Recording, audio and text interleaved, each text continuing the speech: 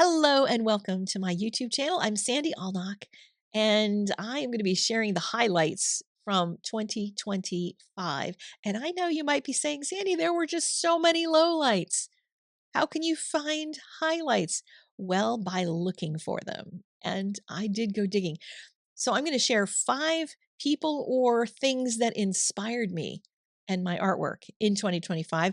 5 things that were practices or processes that I engaged in that made a huge difference in my artwork.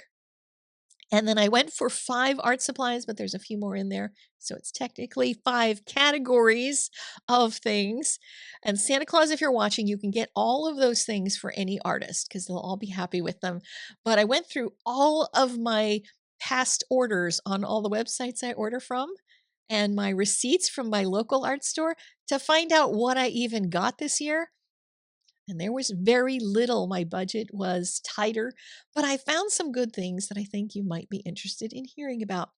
The way this is going to go is the first half of the video is going to be all those 5 zizzes, and I'm going to show you the sketch and how I incorporated all those things into this art piece about 2025.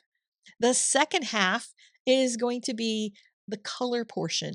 And guess what? There are 5 mediums used in that portion.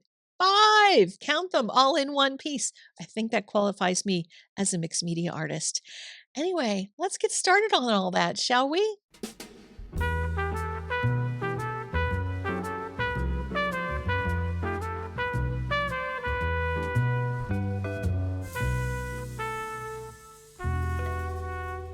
So, the 5 inspirations is where we're going to start with this, and anything from this year has to start with my mom. We lost her last year, and it's been a hard year because of that. But anytime you've seen me wearing a yellow shirt here on YouTube, just know that that was a day that I was trying to ask mom for some help. One of the things she asked me to do more of was animal art, wildlife of various kinds. And I went through and pulled all of the wildlife pictures that I did in all sorts of mediums this whole year. And it was kind of amazing to see them all in one spot. So, mom, yes, I am doing what you said. You said animals, and I did.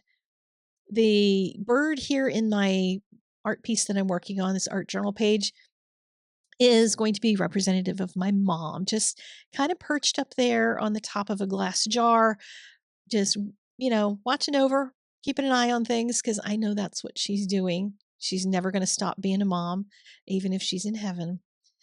Second thing that was an inspiration for me was art history. Because one of the things that I found was that if I started doom scrolling too much, I could just look to the old masters and start doing a study on one of them. And a particular one that I enjoyed was Cézanne, and I learned how to paint peaches from him. Next up is figure drawing. I've been part of figure drawing groups for a while, and I joined a different one because this summer my old group had taken a summer hiatus and I wanted to keep going. And I fell in love with this other group, and it's just such a wonderful group of people, all different disciplines of art. I mean, we have sculptors in there, we have ceramicists, we have painters in all sorts of mediums, and then people who just draw. That's all they do is draw, and they love it.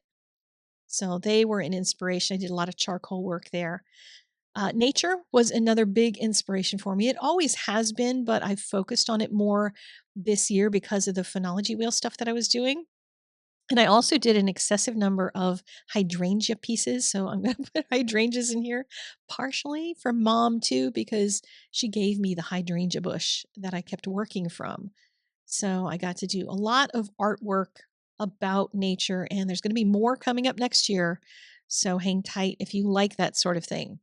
And next up, I'm actually putting architecture in as something that is inspiring. And it's not just buildings, but even signage and just road construction, the way cities are built and that sort of thing. What I've been finding is after doing my urban sketching class, I look at things differently around me, and I'm looking at places and thinking, I want to go find some time to sit down in front of that thing and sketch it, or I want to go sit in that perspective.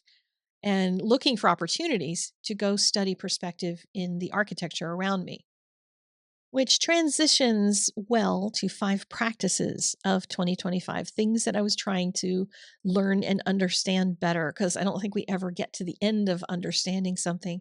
So it's always getting to know them better. And I'm including here some color swatches. Not that I did color swatching a lot, but couldn't find anything to relate in this sketch about color theory. But I studied a lot of relative color, looking at colors that other painters have used and trying to assess that and grasp it at a different level. And then value became a big thing. Well, always has been, but became a bigger thing, doing a lot of pen and ink work in fountain pens, in rotring pens, in micron pens. A lot of that was done in the new Jumpstart class for those who want to ink. Uh, Links will be to all of these classes in the doobly-doo if you're interested in any of that. Anyway, also did a study on a painting that I did in complementary colors, but I did it without seeing anything but value. I wore red glasses, and it was kind of an insane experiment, but it really made me realize how important value is.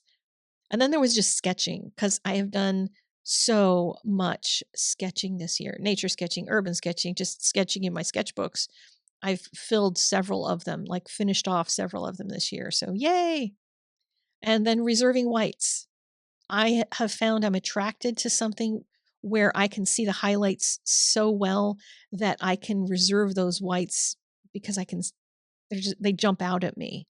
So I don't know how much of it is that I'm getting better at that, so I'm seeing it more, or whether I'm attracted to it because I see an opportunity to try it. I'm not sure which it is, but I love it either way.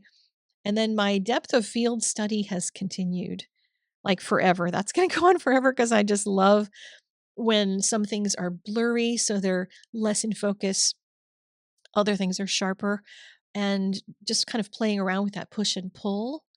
And I think that's going to probably continue to be a focus, because it's just really interesting to me to figure out how to render that in different mediums.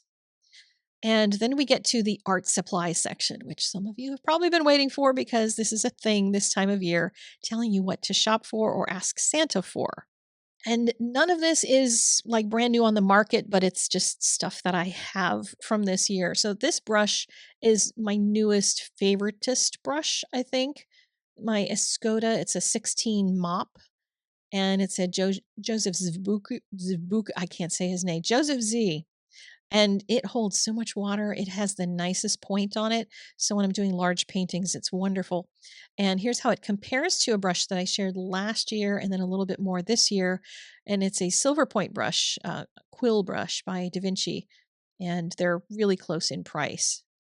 So then we have this other set that I'm going to be using for nature journaling. I've been looking for something, because I've left so many brushes in the field when I went out and painted, that I need something that I won't be sad if I lose it. So I'm going to use this for the nature journaling class. It's got 2 rounds, a oval brush and what they call a bright, but I call it a flat brush. But it's like $35 at the most for it. So very, very nice set of synthetic brushes. Then we get to pens, and these are not new. I didn't buy them, but I rediscovered them, or at least cleaned them finally. They were like 10 years in the drawer, unusable, and I was able to soak them and clean them up. And they're basically like microns, but you can refill them. It's kind of the way they work. They have those very thin nibs, and the set that I have is the junior set. I don't know why they call it a junior set, because that's a bad name, because it's a fine set. And it comes with 3 pens for like $60. And all you have to do is fill that little reservoir, and bada boom, bada bing. So it's like a fountain pen, but you can get a smaller line. So I use the 2 of them interchangeably, because when I want a bigger line or a certain kind of line, I can switch over to a fountain pen. I've gotten into jelly printing of late, and you can get a small jelly plate for like 20, $25. And this one, which is 12 by 14, was only $40. I got it on a deal with my store. I had a refund coming for something else, so that's what I picked up with it. Then get something, if you're going to get somebody a jelly plate, get some gel medium. It's invaluable. It's transparent, and you're gonna see how it works later on in this video. This stuff is amazing. I get the one from Amsterdam, but there are other brands. You can get it for like 15, 20 bucks. So if you're gonna get a jelly plate for anybody, get them the gel medium. I'm telling you, they will thank you because it's awesome. This next one is not something I use all the time, but if you know somebody who wants to get into art, who does coloring book stuff, or a kid who you want to encourage, this is a $55 set of pencils, which is like really cheap for this many pencils.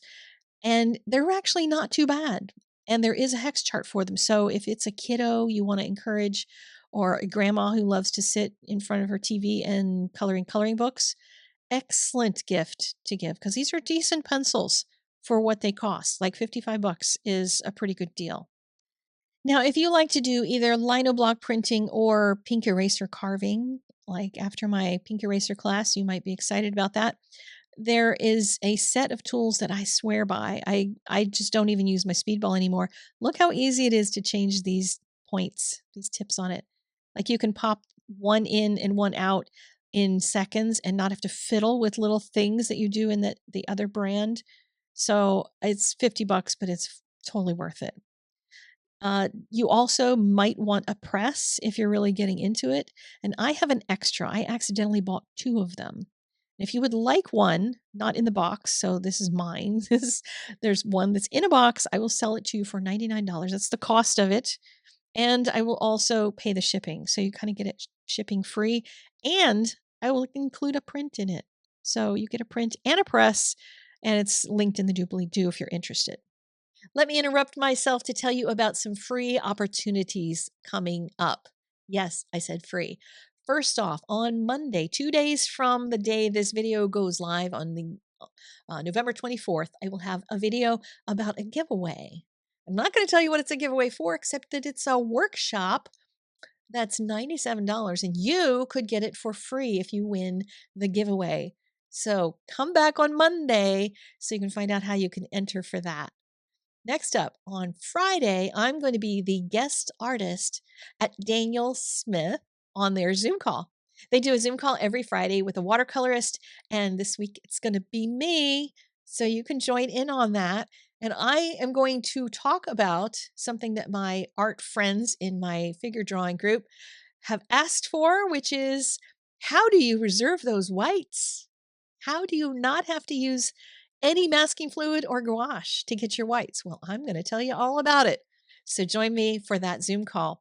Also on Friday, it is Black Friday. I am going to have a sale like I always do, like everybody always does.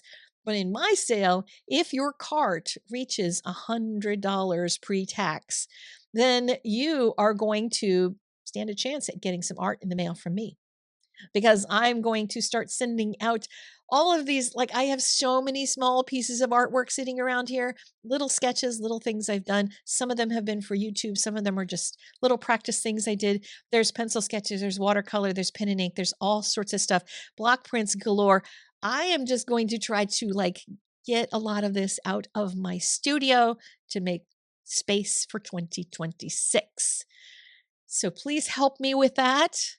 Come and get a bunch of classes so that you can get some art and I can clear out some space. A little while later than that, in December, we have some more free things. December 6th, I am going to be doing a watercolor nature journaling thing on Open Studio.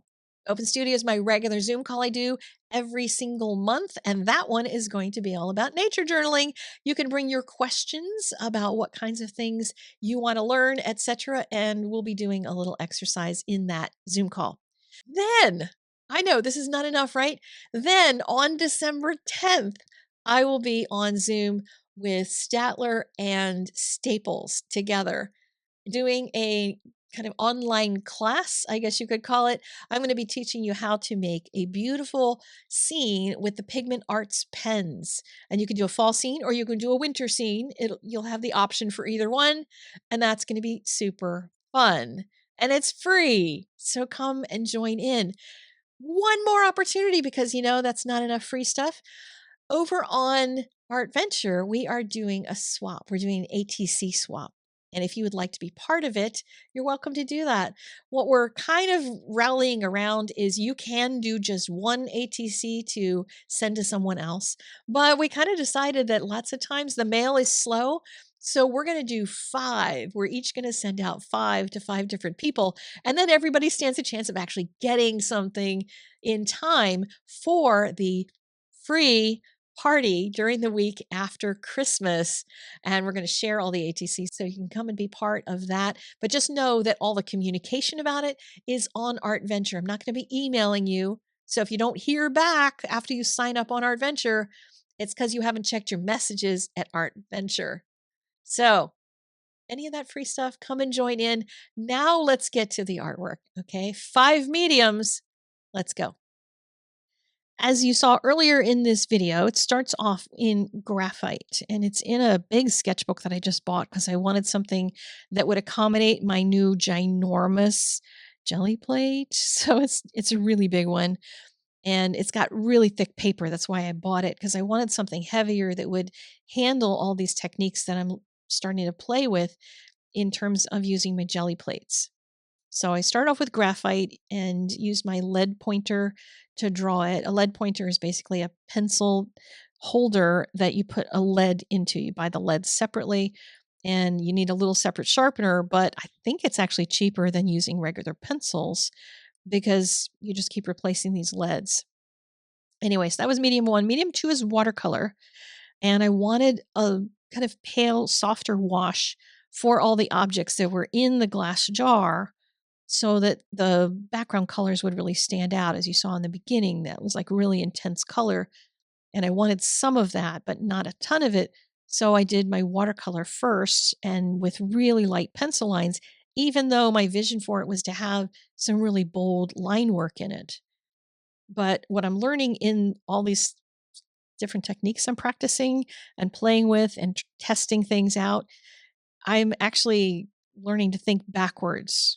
I'm used to it kind of with watercolor because I have a plan in mind for my painting before I start it, kind of have an idea of where it's going so that I can make the washes mix where they need to and let it dry in between where it needs to. And these techniques really play into that kind of thinking in my head.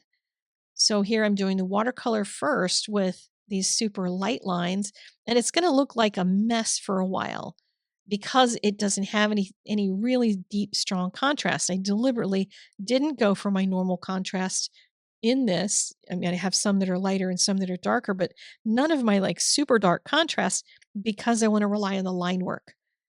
Because I love a good charcoal line and the freshness of it that I can get, but I didn't want something in my sketchbook that was also gonna make a mess. So I have found a way that I can use my charcoal and not have it be a mess, which is, like, completely thrilling. I just have to say it's completely thrilling.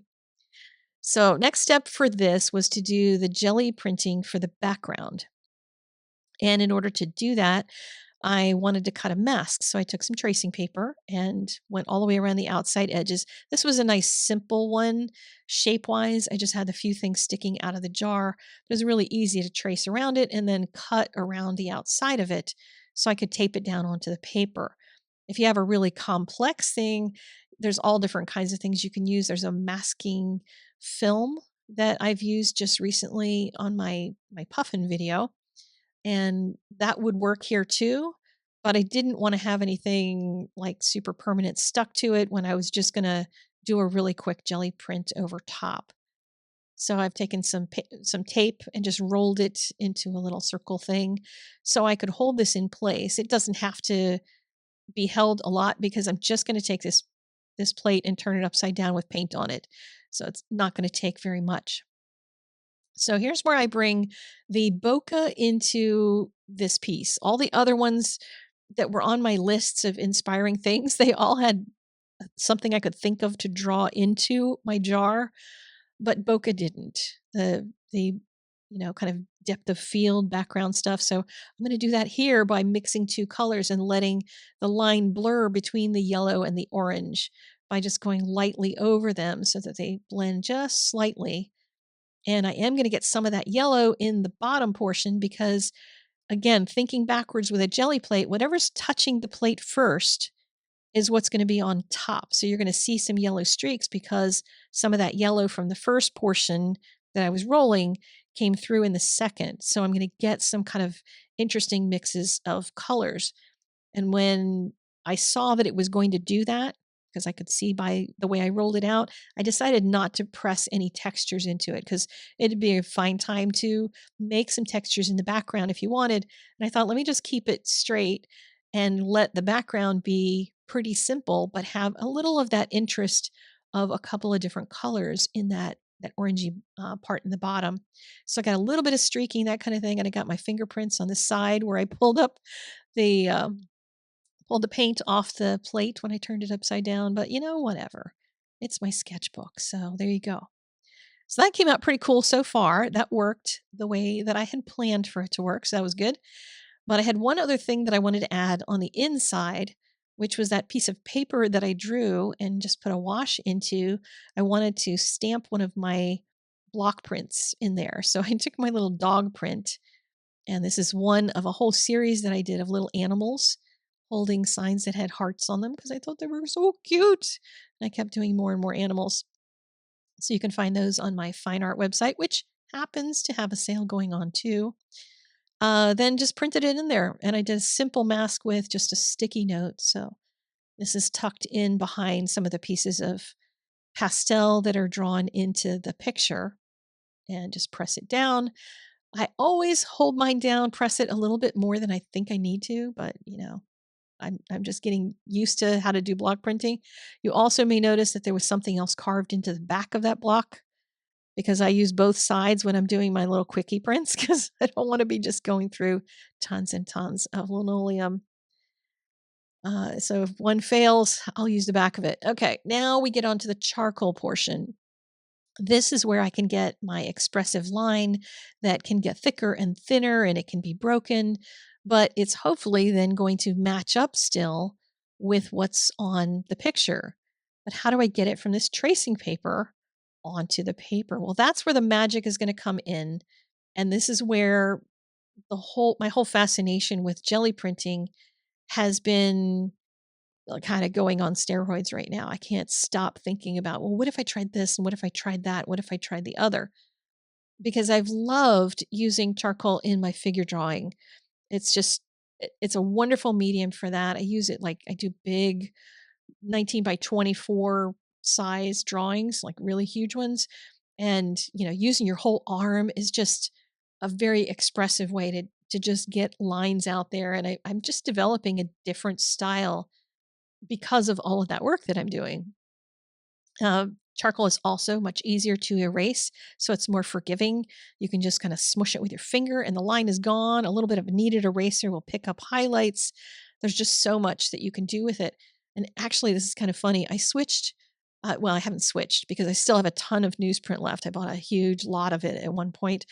But I also found out from another one of the artists that I work with at my figure drawing group, he had all these like strange colored papers. And I was like, what kind of paper is that? Like sometimes it would be tan, sometimes it would be this reddish color. And it's roofing paper. Roofing paper is like you can get a huge roll of it for I think it was $13 at Lowe's. It was like super cheap. And it works for things like charcoal and pastel and stuff. So if you're looking for something that you can just like throw away practically, because I don't want to spend a lot of money on papers. I don't have a lot of money to spend on papers. And that's been giving me just the ability to not feel guilty about using up good paper, quote unquote, good paper, because I can just, it's not expensive at all. And it's also recyclable. So yay for that. So, charcoal has been a great love of mine of late because of that. And I have a charcoal sketchbook, like smaller sketches that I did. I don't know, some of you may remember, a whole group of us went through the 30 days to more confident sketching class. I can't even remember when it was. I think it was last year. But we went through that together as a group, and I did mine in charcoal that year. And I recently found that sketchbook, and it had all these charcoal drawings. And I can do with those drawings what I'm going to do here in a minute with a jelly plate. And I'm like, I want to jelly plate that entire sketchbook because charcoal is very fugitive on its own. Like all these drawings that I've been doing for years in my figure drawing, like those are just going to disappear over time because it just doesn't adhere unless you start like spraying it with stuff and all that, which I don't want to do. So how do I preserve all those drawings? Well, I can do that with a jelly plate in a really interesting way. And I've started to do that with some of the drawings, and both from figure drawing and from that sketchbook. And it's been just like lighting my little brain on like fireworks. I've got little fireworks going off. Anyway, so here is how I will use this for this piece. Now the dirt on that plate, by the way, is on the bottom side. I did not clean it off very well. This is an 8x10. This is not my really big monster. So this is an 8x10, which is the same size as the yellow and orange background. But I just pressed it on there and look at all that transfer. You can actually get a second transfer sometimes from the original charcoal drawing, depending on how much is there. And this is that gel medium that I told you about. This is why you need to get that for somebody. Because you can do, I mean, you don't have to do drawings. You can like doodle with it. You can make all kinds of marks on a piece of paper that you want to transfer. Put this gel medium over it. What it does is wet the back of the charcoal, basically. You can do this with pastel too. It wets the back of it so that then you can stick it onto something and it's transparent so I can kind of see it to line it up. I was very nervous at this moment because if I got it wrong, this could totally ruin all that work I just did, but it actually worked. So I laid it down really carefully and then could press it down. The transparent gel medium isn't going to show necessarily. You can kind of see a sheen of it, but it is matte. And this drawing is going to be transferred onto the painting that I had just done and the block printing and the whatever else is under it. This can be the final line work on top. And it gives you a different kind of quality of line than you can get with a pen. So I could go over that and do that line work in a pen, but charcoal just has a different feel to it. But the coolest part about it is the fact that I had this gel medium on it. Remember that the gel medium is on one side of it and the charcoal's on the other. The gel medium actually like holds the pigment together.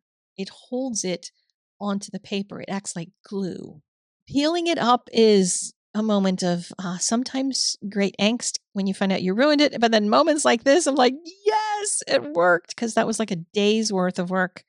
And look at that. The charcoal doesn't come up because it's fixed down by that transparent gel medium that's acting like a glue.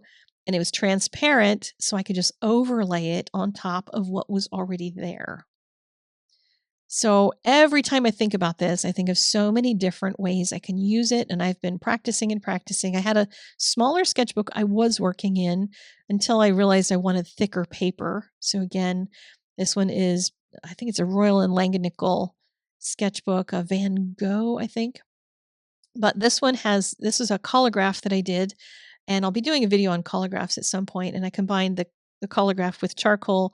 The one on the bottom is just more of a sticky note test print thing. I'll probably do a tutorial on at some point because it's a nice entry point for like, how does this work?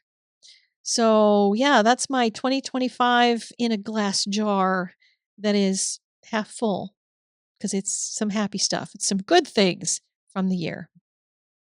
All of the free things that I listed are written out over on Substack because I know I blasted through a lot of that, but all the times and the dates and the everythings are listed there, as well as in the Art Venture calendar.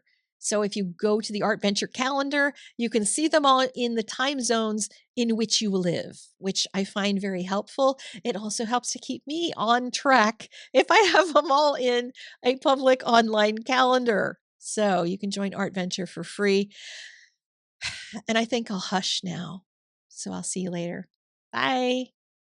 Links are in the doobly-doo, which happens to be the description section beneath the video. Or if you're watching this on Substack, then yeah, the links are somewhere in this post. All right. See you guys. Bye.